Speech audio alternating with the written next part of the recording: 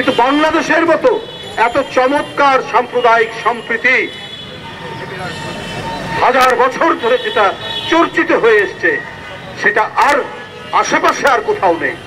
মহামতি গৌতম বুদ্ধের মহামানবের জন্মদিন, তার বুদ্ধত্ব প্রাপ্তি এবং তার মৃত্যু, মহাপরিনির্বাণ, বৌদ্ধ সম্প্রদায়ের তাদের যে উৎসবের প্রাঙ্গণ, সেই উৎসবের প্রাঙ্গণে আমরাও সামিল হয়েছি, আমরাও সামিল থাকব।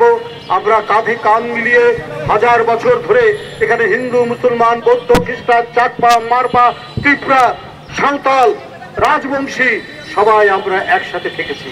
আমাদের উৎসবে, আমাদের ঈদ, ঈদে মিলাদুন্নবী, আমাদের কোরবানি ঈদে তারা যেমন আমাদের বাড়িতে এসছে, আমরাও দুর্গা পূজায়, আমরাও তাদের বৌদ্ধ পূর্ণিমায়, আমরাও তাদের 25শে ডিসেম্বর, আমরা তাদের বড়দিনে আমরা সেখানে একসাথে থেকেছি।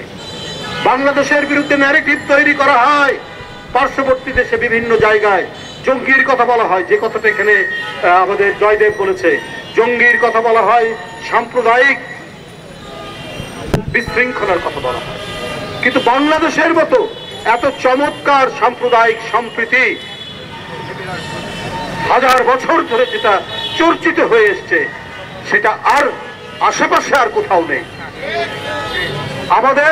আমার মনে হয় যে আমাদের এই সম্প্রীতি দেখে অনেক দেশ হিংসা করে,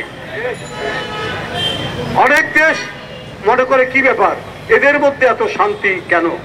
আমরা একে গণতন্ত্রের জন্য এবং আমাদের স্বাধীনতা যুদ্ধে আমরা তো লড়াই করেছি।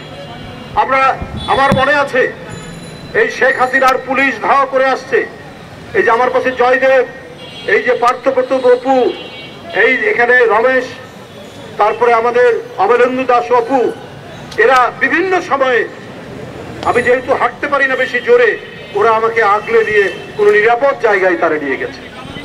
এইভাবে আমরা একে অপরের সাথে নিবিড়ভাবে সম্পর্ক।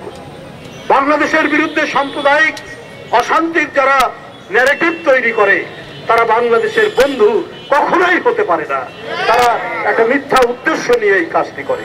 আমি আজকে এই বৌদ্ধ পূর্ণিমায়, এই বৈশাখী পূর্ণিমায় আমি যে র্যালিটি এখন অনুষ্ঠিত হবে, আমি প্রথমে আন্তরিক শুভেচ্ছা জানাচ্ছি, তাদের সমৃদ্ধি এবং সুখ অব্যাহত থাকুক এই কামনা করছি।